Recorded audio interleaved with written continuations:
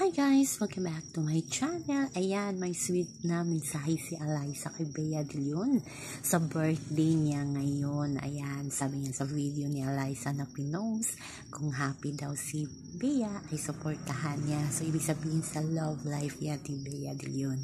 Ang sweet talaga ng atilay ni Bea sa kanya. At ang isa pa, mahal na mahal talaga siya at welcome na welcome talaga siya sa Team Creamline. May message din ng mga kanyang ka-teammates. Siyempre, ang isa niya din beshi na close niyang si Ella De Jesus, Den Lazaro, Michelle Gumabaw, Risa Sato, at ang video ng cute ng video ni Risa Sato, at ang pinakahuli yung kay Tots Carlo sa cute lang ni Bea de Leon. So abangan natin ang mga mensahe pa ng ibang Team Creamline, Gemma Galanza, Gia Morado, kasi nga busy pa sila. So yan, happy birthday kay Bea de Leon. Please like, share, and subscribe my channel para ma-update kayo sa upload. Bye-bye!